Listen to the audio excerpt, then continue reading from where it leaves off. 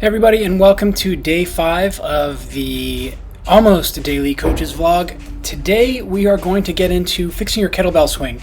So a couple of you have messaged me. You've started off on the 12-week strength training program, and you're asking about are you doing the kettlebell swing right? So what we're going to do is we're going to dive into it. You can see a little bit of a different setup here today.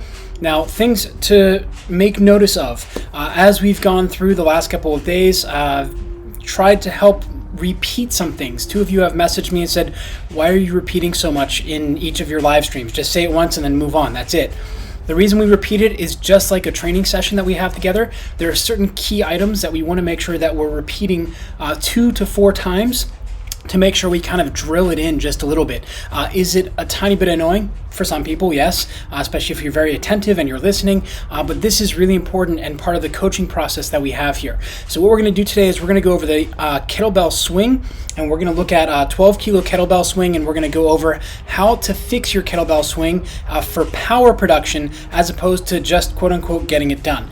So really important that as we go through, the first thing first is that we don't want to be on barefoot on the floor. We want to make sure that we have some type of something to help keep us nice and connected with the ground. And this is a challenge for a lot of people. A lot of people think, oh, well, I have a hardwood floor, so I'm just going to do it.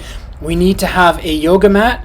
You can also do it on a rug, but this rug is a movable rug. It's a space rug. So I would not want to do kettlebell swings on this because that would set me up possibly to fly across the room. Remember, anytime you take a kettlebell is like a weapon. So we're going to first take off our socks. So I'm trying to make this as similar to what some of you have asked as possible. So should I do it in socks? The answer is no. You should do it on a yoga mat without anything else going on there. We want to just take a step over. Really important that wherever you're pointing the kettlebell is going to be away from people. So here we're pointing it at a wall. Hopefully it won't go through the wall if I were to release it for some reason. Now, when you set up, what we're going to do is we're going to angle you down. When you set up for the kettlebell swings, it's really important that you're getting the right reach. So first things first, we want to have the feet about shoulder width apart. So I'm just about this wide. My toes don't have to be pointing straight ahead. We want to have them where they're natural for you. So I have a little bit of an outward point for my toes. And from here, I'm actually going to hinge back and down. So you're going to notice I'm pushing the hips back. My shins stay vertical. This is really important because a lot of people tend to go to the kettlebell and they just squat to pick it up, where the shins come forward. You can see that angle. What we want to start behind the kettlebell. We're going to start here. We're going to push the hips back into a hinge. So now I've loaded my hamstrings. I've loaded my glutes, my lower back just a little bit. Now you'll notice that I can't reach the kettlebell without rounding my back. We want to keep that back straight. We're going to tilt that kettlebell back towards us just a little bit. This is the proper starting position, where from here we can keep the hips high, the shins are vertical, 90 degrees at the ankle, my toes are interacting with the ground. I can hike the kettlebell back.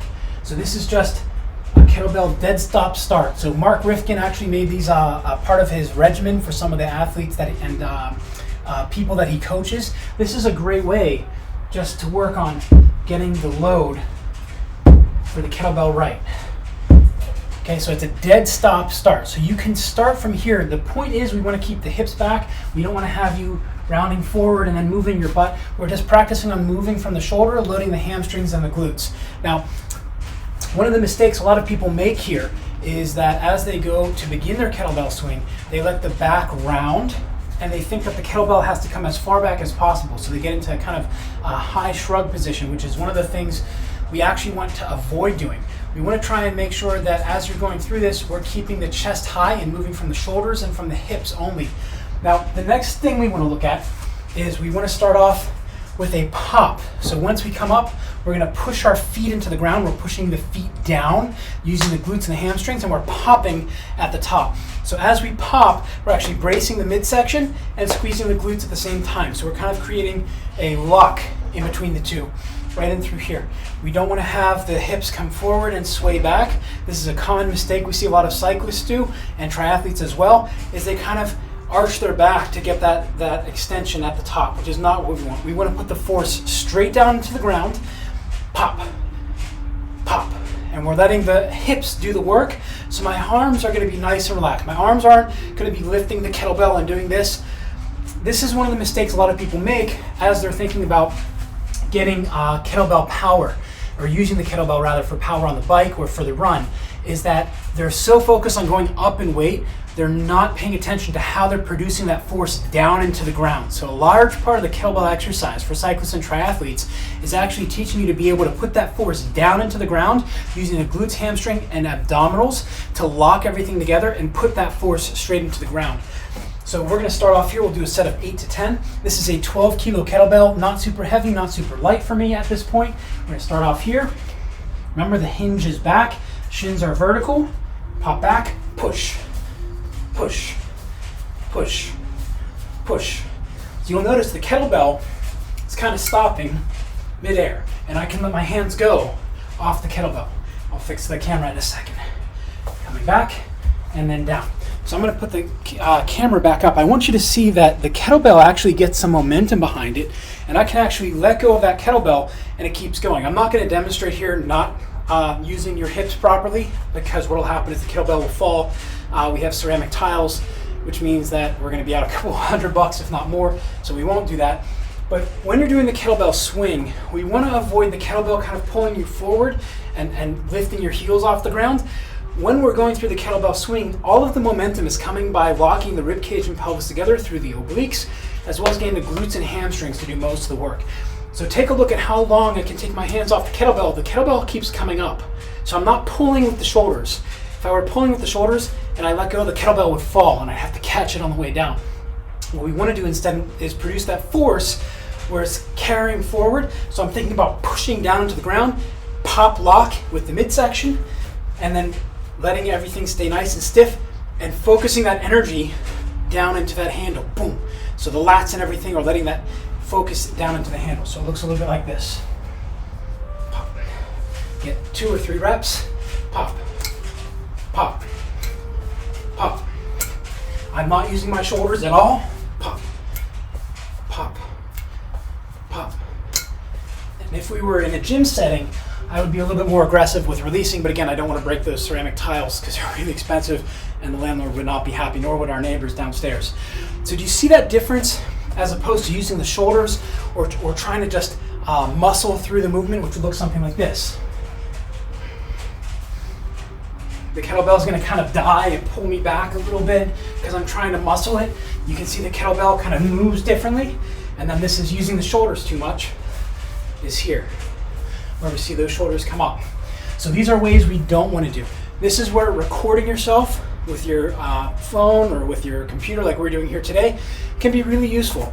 You just set up the phone about 1.5 feet or 2.5 feet away this way, or you can set it up vertically depending on what you want. Just prop it up against another kettlebell, a stack of books, whatever you like. Now you can hear that's only 2 sets of what, 8? When you do these for power, as opposed to just letting the kettlebell kind of pull you around, and you're like, yeah, I'm doing kettlebell swings, and letting your back kind of go, you're actually going to get a cardiovascular workout. Now we're going to come back down, look at the feet one more time, because I want you to see when we put that force down into the ground, how that's going to affect the arches of my foot. So we're going to come up, pop, pop. So you'll notice the weight distribution on the bottom of my foot is going to change a little bit, but notice how my feet, specifically my toes, are gripping the ground. Pop, pop. So we're going to go one hand, pop, pop. So as I come back, the weight is moving on the bottom of my foot. Pop, pop, pop. So what we don't want to have is the feet to kind of relax. And I know that you're a little bit far away, so you may not be able to see that, but what I'm doing is I'm actively taking my toes and kind of spreading them into the ground. Let's do it this way. Always start. How you start a motion is really important. So I'm not going to take one and start from that motion. Start it normally. Grab the ground. Pop. So notice how my toes stay engaged with the ground. We're not relaxing them and letting them do this. We see a lot of people do this where they disengage the toes off the ground at the top or at the bottom or on the way down. What this tells us is actually that the pelvic floor isn't doing its job to produce the pressure. The bottom of the foot and the pelvic floor are actually very intertwined together. They work together very much. So these are some important things with your kettlebell. So Working from the ground up, number one is make sure you get that set up properly. We don't want to be super wide. We also don't want to be super narrow where you kind of have to do this. A little bit wider than shoulder width. Number two, make sure that kettlebell is far away from you as you can, hinging back. It all starts with the setup. So you'll notice as I hinge back, my shins don't move. I don't roll back, my toes don't come up. I don't roll forward. From here, I want to reach. I want to be able to get a nice, strong, firm grip on the kettlebell without letting my knees come too far forward. Feel the hips kind of grab. And when I say grab, I mean engage. And then from there, it's a quick hike back, up. And again, this can be an exercise. You can make the kettlebell hike, the dead stop start, part of your routine where you practice this 3 sets of 10. Hike. And all you're doing, hike, is you're working on learning how to deal with that stress and create that tension to control that spine and that movement you have to go through. Now the next step is the actual kettlebell swing itself. And remember at the top, we're going to pop, put the pressure down into the ground, keeping the toes engaged. Pop, pop, pop, pop. Glutes, abs, glutes, abs. You'll notice how the shins stay vertical. I'm not doing a squatty swing where I'm coming down here and I'm losing that kettlebell at the back. I want to keep it nice and tight to the crotch. That's going to be one of the last things we cover today, is as you come through, we want to be close to the crotch. We don't want to be down here and swooping and almost breaking the coffee table behind us. We really want to make sure that we're keeping everything nice and compact and drawn in. So that's actually the start of my workout today. So that's where I'm going to go next.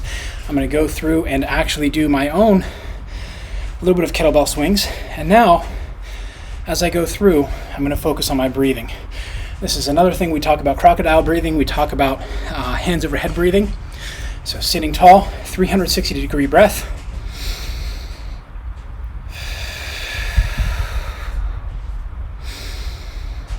Notice how my shoulders aren't going to my ears. I'm going out into the side like bucket handles. So my ribs are like bucket handles.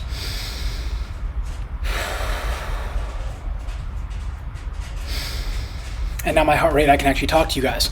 Now that wasn't quite a working set. The 12 kilo is where I'm at right now, just with the knee surgery, the ankle surgery, everything else that's been going on. And that's okay. Everything is a matter of where you are and what you can handle. Now, what we spoke about the last couple of days, there's an undercurrent and we called it out a little bit. The mental aspect of things, we all have good days and bad days. So up until yesterday, I had the scruff and then it just got a little bit too much for me. How you look and the routine you have during the days is gonna affect you a lot. So if you're living alone or you know somebody who's living alone, make sure you're calling them, connecting with them, not just a text message, but actually call, video call if you can. And whenever it's sunny outside, if you can, open the windows, sit in the sun. It really has a big impact for you. Depending on what's going on here for your normal everyday life. Right now we're limited to 100 meters from our house, so we have a couple benches out there. Our building across the street has somewhere to sit, so we just sat out there for about 20 minutes earlier today just to be out in the sun.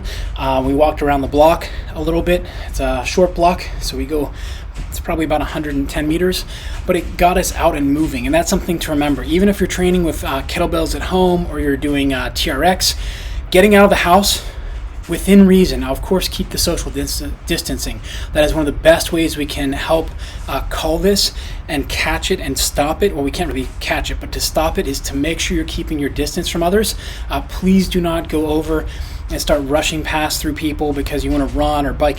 Keep your distance, but as much as you can within the laws and what the enforcement is telling you at your place. Be outside or be in the sunshine. So if you're not allowed to go outside, sit in the window. If you can go outside, keep your social distance and find somewhere that you're able to walk, even if it's just back and forth. Some guy in Italy did the distance of a marathon on his balcony. I'm not saying you should go that far, but that is important. So that's it for today. That's fixing the kettlebell. For more power, we want to make sure it's a lighter weight. We see a lot of people in the monthly program try and grab a heavier dumbbell or kettlebell. And they're like, oh, look, I'm doing for power, and it's real slow. And they're really like going slow through the movement. Technically, they are moving well, But if you're looking to produce power, we want a lighter weight for fewer repetitions. You're actually able to fire that nervous system as much as possible. So that's it for today. I think we'll be back tomorrow. We'll see how things go. That's it for today's almost a daily coaches vlog, day 5, fixing your kettlebell swing. Make sure you give us a like and subscribe down below. Should always say at the beginning, but I'm doing this for those of you I coach. If anybody else is sitting in and watching this, welcome. Make sure you like and subscribe. And as always, make sure you are commenting down below or shooting me an email and let me know what questions you have that we'll answer here. So until next time, remember, train smarter, not harder. Make sure you're getting some social interaction and some sun. And remember, it is all about you. We'll see you tomorrow. Take it easy, guys and gals.